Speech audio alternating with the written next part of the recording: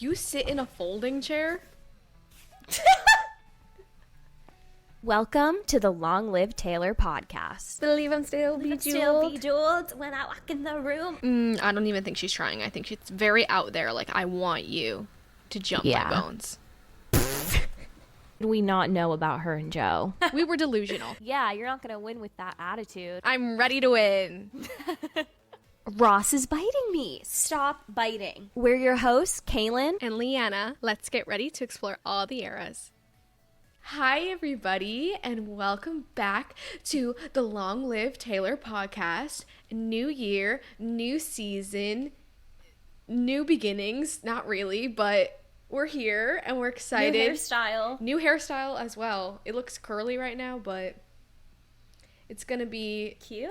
It's gonna be straight-ish for a while. I got it straightened. Well, ish. Oh. I got a keratin treatment. It doesn't fully make it straight, but it'll make it like this for a couple months, probably. Nice. And Kaylan has bangs, for everyone that's only listening. I don't know how to style them. They look good. I like the little wispy bangs. I think those look good on anyone. Thanks. Okay, so this week we're going to be going over The Archer, which is, I would say, one of Kaylan's top songs on Lover. Correct. Is there... You know me so well. Is there a song that you like more than The Archer? I go back and forth in phases because I really love Cornelia Street. Oh, yeah. Okay, yes, I do know that. But I don't know. I think The Archer might take it. Wow. I don't think anything tops Death by a Thousand Cuts, but I'll let you have it. Okay, so I also don't have any notes, so we're both going to be winging it today. Woo! I can read them. Okay. Whenever you're ready. The Archer lyric. Combat. No, I'm just kidding. Combat. I'm ready for combat. I say I don't want that, but what if I do? 'Cause cruelty wins in the movies. I've got 100 thrown out speeches I almost said to you. That is verse 1. I was dancing. I like the dancing. No, I really like... I didn't realize this, but I remember when The Archer first came out, I was at the gym. Well, that's the first time I listened to it. I was at the gym. Obviously, it came out, whatever, at midnight or whatever. And I was doing, what are they called? Abductions with your legs, you know? That works like the booty. Oh. And it's like, combat. I'm ready for combat. It's like hyping me up to get ready for my workout at the gym. Because like that, I did it as like my warm up. And I just think it was really funny. It's like, yeah, I'm ready for combat. I'm about to do this leg workout. Yes. So every time I hear the intro, I just think about doing like a leg day at the gym now, which is a really weird song to do for a leg day at the gym, but whatever. Yeah, I wouldn't expect this to be the gym day song, but to each their own. Always Taylor Swift, nothing else. Yeah. I love this intro. I think it does a really good job of setting up the scene that she's ready for war. It also kind of reminds me of the Hunger Games. Okay, yeah, I can see that too. Like if they played it when they like show all of the scene I'm thinking of is like when they all go to the middle to get the like supplies and stuff. Uh-huh. Yeah, that's what I'm thinking. Yeah. I like the line, I say I don't want that, but what if I do? I like this line because I think it reminds me of reflection, and it's a moment where you can say, oh, I've had this belief my whole life, but then you go back and look at what you've actually done, and you start to question if that's really your belief because you're always acting out of your belief. That was really deep, and you know how I think about it? It's like... What? She's like, yeah, I say, like, I don't want, like... To me, when she's saying combat, I'm ready for combat, she's like, I'm ready to withstand anything that we go through, any turmoil that happens between us, between this relationship. Like, I'm willing to withstand this relationship and anything that we go through.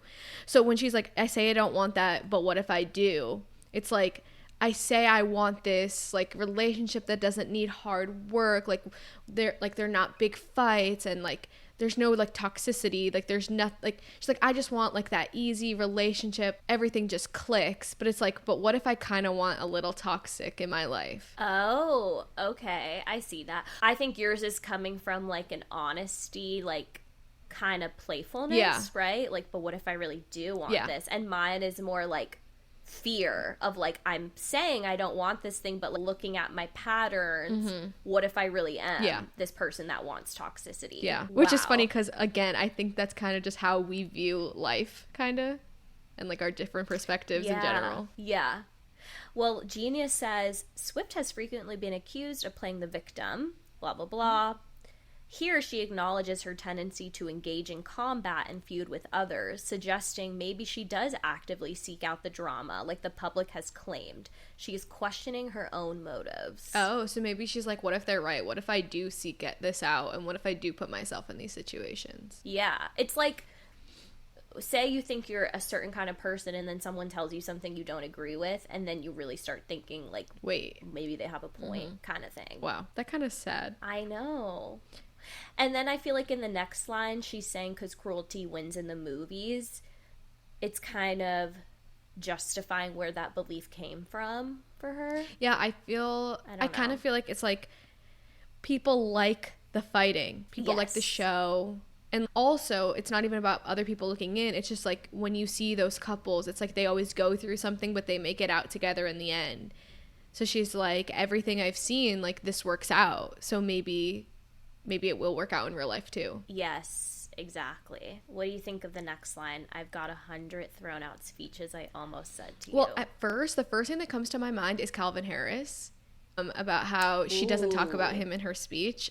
Anytime she talks about a speech, that's always the first thing that comes to my mind. But I think it's funny because I think a lot of people will think in their head what they want to say, and it's always like I wish I said this, or like I want to say it, but it doesn't actually ever come out, and it's like hard to like fully speak your mind and get out what you want to say. Yeah, I agree. I think this is a simple and relatable line where we've all had dream scenarios of what we wish we could say to somebody, and then for whatever reason we don't. Yeah, me all the time.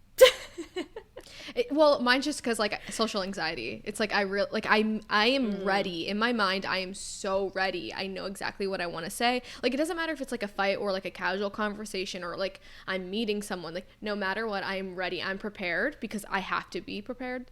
But then nothing goes to plan because I can't physically say anything I wanted to. You freeze.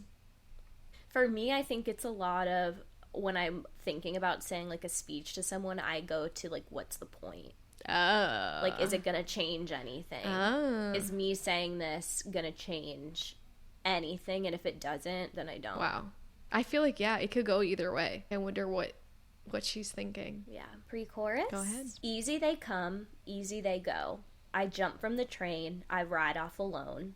I never grew up, it's getting so old. Help me hold on to you. I love this song. I know. Well, I was gonna say, I really like the pre-chorus. I think it's the next one where you can like hear the emotion more. It's really good. But I do really like the pre-chorus, actually. I think I like the pre-chorus more than the chorus. Yeah, I would probably agree. And I jump from the train, I ride off alone is giving the bolter. Yes, you're right. Which I guess the bolter kind of just like blatantly put it out there. I am a bolter. But if you go back and listen to so many other songs, you can really hear like those little pieces of her bolting from things. I've been listening to the bolter a lot, and I started to think, did we talk about in our episode do you guys think I'm a bolter? Oh, I don't think we did talk about it. Because I was thinking about it more. I'm like, I always said no, but I'm starting to think yes. Well, in what way? I was going to be like, maybe you are because this, and this, but now I'm like, maybe we'll let you say how you think you are. I was just going to say because, like, when I feel like a relationship's ending, I'm just like, all right, I'm out. Okay. Like, I don't know. I do and I don't. Like, I was going to say I don't really fight for, like, a relationship. You just let it go. But, like, are you the first to leave? Like a romantic. Are you the first to leave if you see it's coming to an end? Yes. That's what I was going to say, too, that I think I've always done the breaking up with. Wow. What were you going to say? No, I was going to say, like, you moved away. Yeah, that's true. I don't know if I am or not. Because, like, I'll say 50%. The reason I say that is because, like, mentally, I say how I want to be the bolter, and I want to do these things, and I want to move away, and I want to leave, but, like, I don't follow through on that. So, like, that's what I'm thinking. Yeah. Anyway, I don't know, maybe, but I was wondering, like, because I love this song so much, I was wondering if it's related. Probably. But I really think, like, the whole thing, it's like, I never grew up, it's getting so old, help me hold on to you. She's like, I can't move past these things that keep coming back to haunt me, kind of. Like, she can't move past being a bolter, basically. Her patterns, her tendencies, yeah. And she's like, help me grow out of this. Like, make me want to stay. Yeah. Oh, I got goosebumps. Well, I love how she uses, like, common phrases, too. Easy they come, easy they go, and fits them into her lyrics. I think it's really clever. Yeah, I think of the Bruno Mars song. Easy come, easy go. That's just how you live. I would never have thought of that. I just thought of the saying, easy they come, easy they go. Or no, it's easy come, easy that's go. The Bruno That's Mars saying. Yeah, that's what he says. Easy go. Yeah. But it's basically the same thing. Yeah. Just different perspective. She's basically like, people are always coming in, but they're also always leaving. Mm-hmm. Peyton Sawyer, people always leave. One Tree Hill reference. Oh my gosh. Okay, I love this pre-chorus. Me too. Chorus? Go ahead. I've been the archer, I've been the prey. Who could ever leave me, darling, but who could stay? I love the theatrics in the background. I love it. It's just because I'm as you're speaking it, I'm like hearing her singing it in my head and like how I would react if I was listening to the song. That's what I kind of don't. That's what I hate about like this scenario is like I wish we could listen to the song and then react instead of reading it, but copyright doesn't work like that. Same. Well, there's so much that goes in with like background vocals and the production that changes it too. I know, and like just like the feeling of the emotion in her voice. I do think this is like a very emotional song, and I really like it. So I wish we could hear it and comment on that with the listeners. Maybe we could do like a fun listening party on Zoom. Oh, okay. What are your thoughts on the chorus? I love it. I think this song, one of the reasons I resonate with it is because it does a really good job of showing both sides of a person. Mm-hmm. I think that's something I relate to is I am a very emotional person on all ends of the spectrum. I have really high emotions and really low emotions, which I'm trying to work on. But the point is, like, she's showing that, like, I've been the archer, I've been the prey. She's doing the one preying on people, and she's the one who's been the victim. Like, she's not a perfect person. And I love Who Could Ever Leave Me, Darling. It's, like, this high confidence of she has all of these great traits and so many reasons people would want to stay with her, but then also saying, but who could stay because it's also terrible to be with her. Yeah. I feel like it also is because of her, like, high popularity. Yeah. It's like, yeah, you can get all these great things, but it all comes with a cost. Exactly. It's like you could be exposed to the coolest moments and travel and money, but also there's paparazzi, there's fans, there's rumors, there's all of these things. But I feel like, again, I think it could be relatable even if you're not famous, like, who could ever leave? Maybe you're a really great person and you're a great wife, and then, but who could stay? Maybe you have, like, a really toxic family you're a part of, or something really hard going on in your life. Like, you know, it doesn't just have to be fame. I feel like we could all feel some way about ourselves, that there's, like, a good thing and a price to pay about being with us. Yeah, exactly. Yes, I agree that we don't all have to be famous and dealing with privacy issues. Like, it could be plenty of things that everyone has to deal with. Yeah. What are your thoughts on the chorus? I like it. I mean, I guess it does get the point across very well. It's just, it's not like holding any like high value in the song for me. Okay, fair. Verse 2. Dark side, I search for your dark side. But what if I'm all right here? And I cut off my nose just to spite my face. Then I hate my reflection for years and years. Ah, I love this verse. Wait, is there... Okay, maybe I have a lyric misuse. I don't know what I'm thinking. I don't know why, but I thought it was, but what if I'm all right for you? I don't know. I just feel like, wait, that doesn't sound right. I don't know. I think that's what I thought it was. And I was like, so then I was like, that's wait, funny. Does she say that in another line? And I'm like, no, she doesn't. So maybe it is a misheard lyric. But I like that. Misheard lyric alert. I like that. What if I'm right for you? I like right here what she has, because I think the first line, dark side, I search for your dark side, is a lot of anxiety.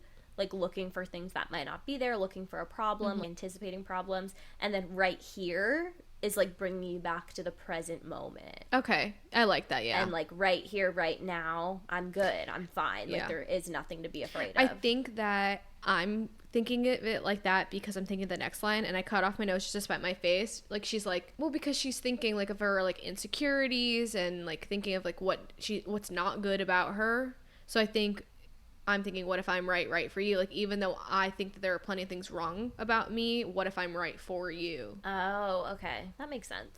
Yeah, but now I'm kind of upset that I've been getting this wrong. I love that next line. I cut off my nose just to spite my face. This is like a common saying that I honestly never heard of until this song, and I love it. It's basically, here, let me read this. Also, I didn't Cutting know. off your nose. Wait, I didn't know it was then I hate my reflection. I thought it was and. What did you think it was? And. Oh. And I hate my reflection. I mean, I guess it has the same implications, but I'm just really mishearing things. Okay, cutting off your nose to spite your face is an expression that means doing something with the intention of hurting someone without realizing that it's going to hurt you too. Oh, shit. Okay, that's not how I thought the saying was. What did you think it was? I thought it's kind of like, if you think about it like literally, imagine she's cutting off her nose because she doesn't like it and she wants a better nose to make her, and then, but really she just ends up messing up her face and like because I like noses. I like how they fit people's faces.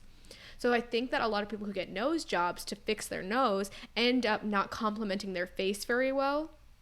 So I'm thinking of it very literally and then trying to use that to move it metaphorically. So I'm like, you try to fix something to make yourself better, but you're really just messing with the overall picture. That's so funny, first of all, because we were talking about all of that nose job talk a few weeks ago, but I feel like you're kind of right, though. I'm going to face, you know what? You pissed me off. I'm going to cut off my nose. But guess what? It's still your face. Okay, so yeah. now you just messed up your own face. Okay, yeah. I see that. That's kind of what it is. I feel like yours kind of makes sense, though. Like it still hurts you. Yeah. But it's like you're doing something out of spite to the other person, but it really is spiting you. Yeah. Okay, this is a very extreme example, but imagine this. Like, you cheat on your partner. Obviously, you're going to hurt them. But also, like, you're hurting yourself because, like, you love this person and like they meant something to you and now you've ruined the relationship. Do we think it's like that? Yes. Yes, but it's more, I think it's yes, but it's more you're intentionally doing it to hurt the other person. Like, say me and you were in a fight and I was so pissed at you. I'm like, you know what? I'm never going to talk to Leanna again. Like, I'm purposely doing that to hurt you. But I'm also cutting off my nose to spite my face because it's also going to hurt me. Okay. Like, I'm doing it to hurt you, but really it's hurting me. Okay. We learn something new every day. Yeah. Got it. But then it goes into, then she hates it for years and years. Like, she does it. Yeah. And then she looks at herself and is like, why did I do this? Like, why did I make these decisions? Oh, I really like that verse. I'm a verse girly anyway, so I knew that I would prefer the verses. I think this verse, I mean, I guess it's also really the instrumentals and like the background stuff, but I think that this verse and pre-chorus like kind of is like a build up and like they fit perfectly together. I really like them. Also, I just googled an example of what's an example of cutting your nose to spite your face. If you stay home because your ex-boyfriend is at the party, you're cutting off your nose to spite your face. Okay, it's like you don't want to see him, but like this is like you're ruining your own time. I really liked learning this saying from this song because after I learned it, I realized it's something I do a lot. So now before I make a decision, a lot of times I'll ask myself, am I cutting off my nose just to spite my face? And then I will realize the right decision to make. Good. Well, I was thinking it's kind of like self-sabotage, right? It is, yeah. Okay, I think that made me understand it better. Good. So basically so far, up until this point of the song, I feel like she's just, it's not really like one specific theme. It's just a lot of questioning and reflecting on certain things in her life. Like, they're not all, like, the first verse is reflecting on, do I want combat? The pre-chorus is like being alone, not having people stay. Then like the verse 2 is about the self-sabotaging thing she does, like you said. So it's like all kind of a mix, which I love. Yeah. Well, I think it's kind of like the thought process of like, I don't know if it's really in a relationship or it's really kind of like before the relationship, maybe, like of what could happen. Like, what do you think where is she in this? It's hard because I feel like I know the real timeline, which is she was with Joe. But I feel like in this song, honestly, I think she's in a relationship because of all the times and later in the song when she mentions you. So I think she's in it, and I think it's actually a pivotal moment of the relationship where instead of doing what she always does, she's actually stopping to reflect on all of her relationships up until here. Okay. And her patterns. And I think it's like a pivotal moment in the relationship. Okay, yeah. I like that. Verse 2. Oh, wait. Pre-chorus. My favorite pre-chorus, I think. I think this is mine, too. I wake in the night. I pace like a ghost. The room is on fire. Invisible smoke. And all of my heroes die all alone. Help me hold on to you. Yeah, to answer your earlier question, I think this pre-chorus also really solidifies that this is in the middle of a relationship where I think she's having a lot of anxiety and she's taking the time to reflect and really battle with it and asking him to help her through it rather than doing the same thing she always does. Yeah, like she wants to bolt. Yeah. Exactly. But she's asking for help. Help me stay. Help me battle this. Like, it's obviously anxiety. She's waking up in the middle of the night. She's pacing. She feels like the room is on fire, but there's really nothing there. I don't know if you're going to repeat the next chorus or not, but I think that the chorus shows that, like, she doesn't think she's good enough for anyone. Or, like, the relationship she's currently in. And I feel like a lot of people that with anxiety can like relate because they're like, I feel like you're always second guessing and you always don't know like what's going to come out of this and if you're doing the right thing currently to lead to the outcome that you want. And so I kind of like that. I guess we're kind of jumping ahead, but like this chorus leading into the bridge is kind of like, I think her, like I can feel her anxiety. I agree. Yeah, you can definitely feel it musically. And if you listen to the song, the production of it, I think Jack produced it, you feel like this kind of like, I don't know the word to describe it, but there's something in the production where it's building. And it's building, and this is when it really starts to build, and by the end, it never really resolves. It just keeps going, and it's supposed to signify the tension that you're describing. Yeah. Which I think she does a really good job of. Yeah, and Jack did produce it. I just confirmed. Woo! Love him. Also, interestingly enough, this is one of my favorite songs. Another one of my favorite Taylor songs is Antihero. And these songs really remind me of each other thematically, where she's like, who could ever leave, who could stay? Or she's waking in the night, pacing like a ghost. It always reminds me of Antihero when she says, I wake up screaming from dreaming. One day I watch as you're leaving and life will lose all its meaning. Like, she's very scared of being left. Yeah. I think there are a lot of songs, like a lot of people like to group, well, non-fans and like just media I guess in general, like to group Taylor Swift as writing about breakups and like her boyfriends or whatever. But I think that really a lot of them seem similar because they're all really about her fears and how she is in a relationship. And just because she's dating different people doesn't mean she's not the same person, and she still has the same fears and the same feelings and everything moving from relationship to relationship. Because while Antihero and The Archer probably are about the same situation, roughly same relationship, like this is like a 5-year difference probably between the two. And it's like, yeah, but she's still the same person, still dealing with the same feelings, but they're two completely different songs, you know? And to your point, when people say she only writes about guys or whatever, I wouldn't even consider this song or Antihero to be about a relationship. Yeah. Like, she is singing, but I consider it to be about herself and patterns and like her inner life more than anything. Yeah, I think people like, well, because, you know, she's singing about a person, it's like, and like saying you, and it's about you know, people are just like that's just like the conclusion, like we're singing about a boy. But I really think a lot of the songs that are about boys are really just about her. Exactly, I agree. Okay, so chorus. I've been the archer, I've been the prey, who could ever leave me, darling, but who could stay? And then in the background leading into the bridge, it's I see right through me, I see right through me. You skipped my favorite. Then the bridge. What is it? In the chorus, it's I've been the archer, I've been the prey, screaming, who could ever leave me. Oh, sorry. Screaming, who could ever leave me, darling. Do you have a comment on No, that? I do like it because I feel like it's like more, there's more feeling, more emotion. Like she's like into it more, and you can feel it in the music as well. Yeah, she's not just subtly reflecting on it. She's actually like angry about it at this point, I feel like. Bridge.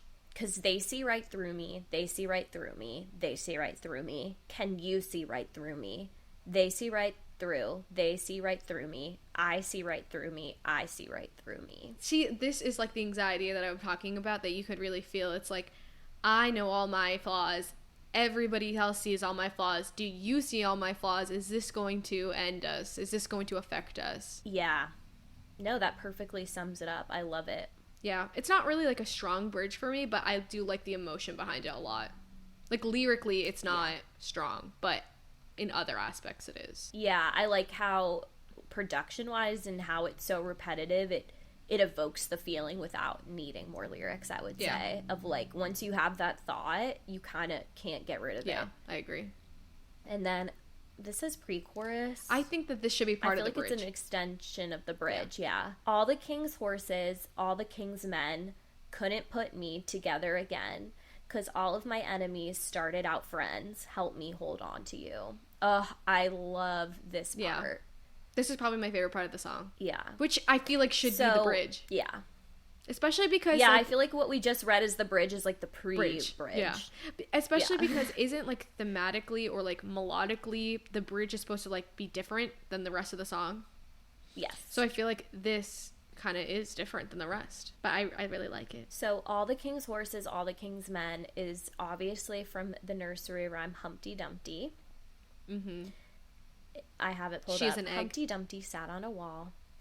Humpty Dumpty had a great fall. All the king's horses and all the king's men couldn't put Humpty together again.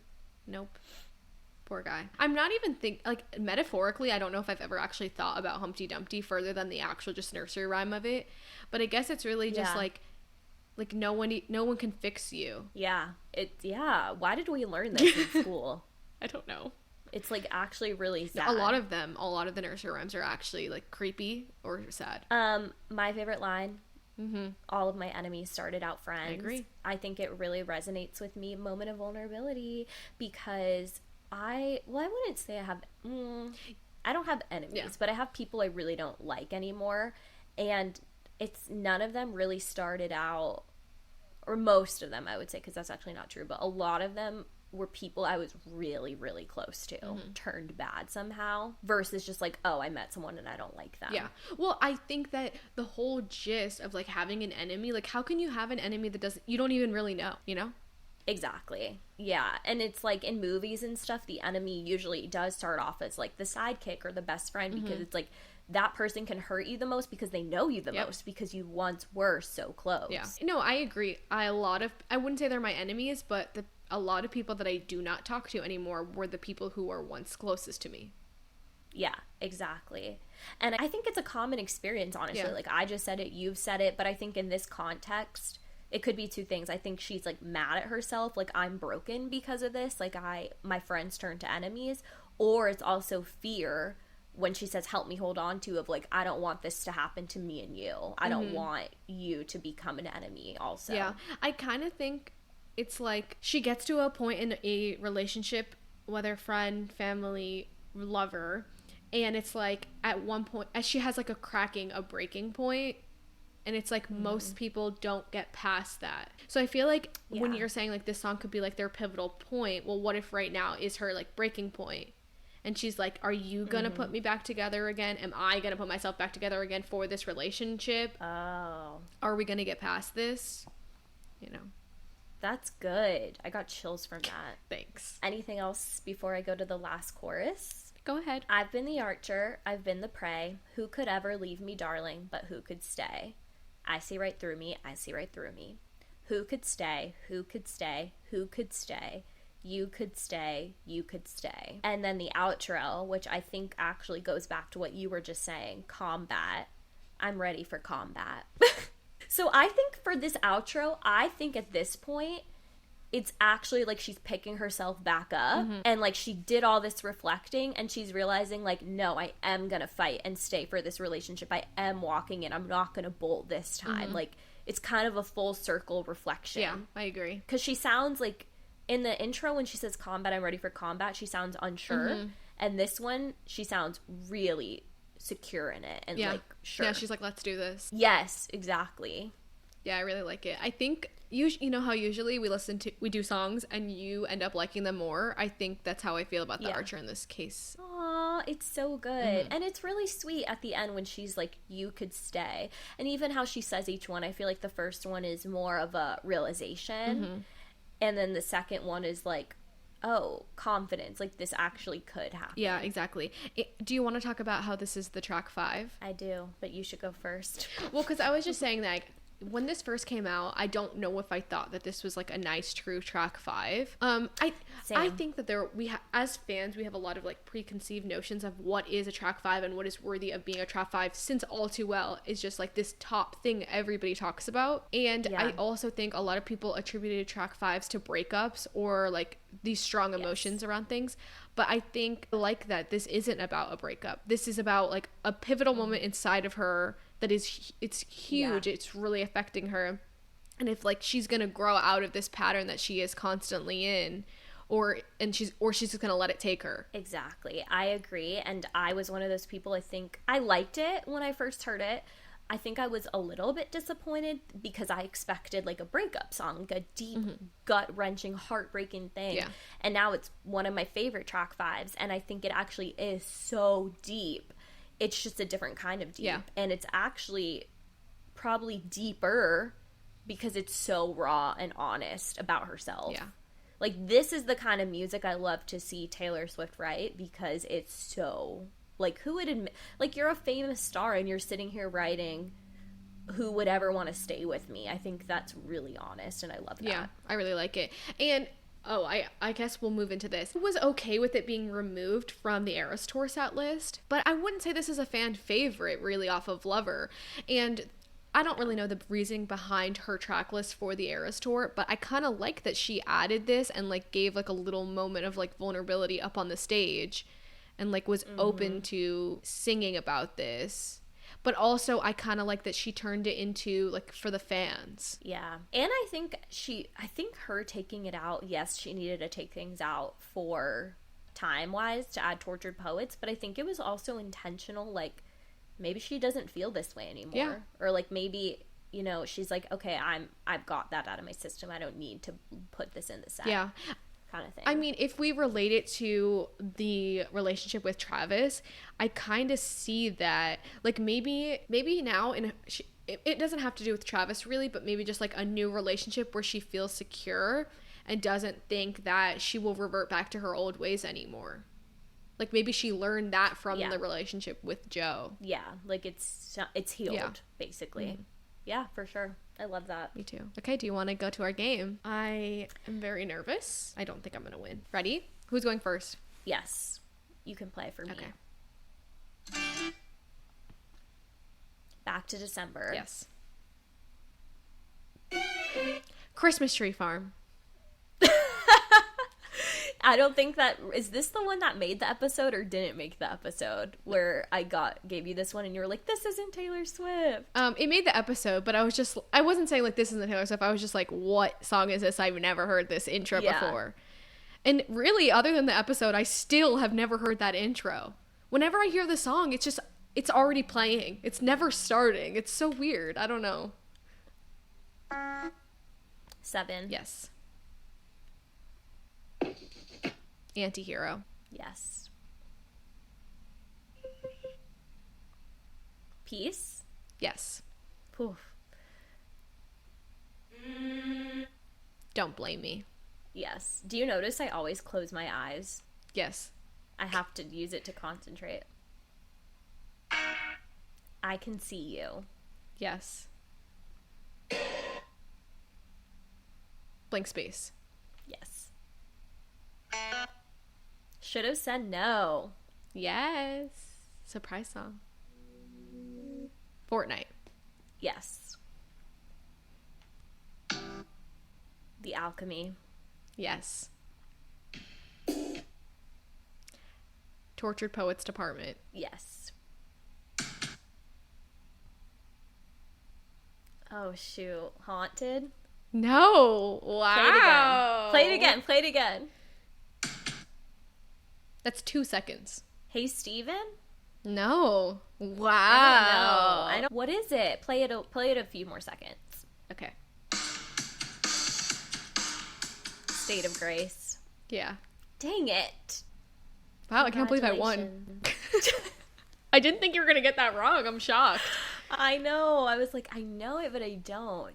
Wrap it up. So, I want to thank everybody for coming back to our first episode of the year, for being here, for coming back, for enjoying us, or hopefully enjoying us. You can follow us on Instagram and TikTok. I have no idea what's going on with TikTok, but you can still follow us. For now. The episode will be out before the band, so we'll have some social clips there still. But if you want, you can follow us on Instagram, and you can watch us on YouTube, and maybe we'll end up doing YouTube shorts. Who knows? If you have any questions, comments, concerns, if you want to be a guest, you have any requests, you can email us at longlivetaylorpod@gmail.com. And we will see you in 2 weeks, because this year we are doing every other Tuesday. Bye! Thank you for listening. Bye.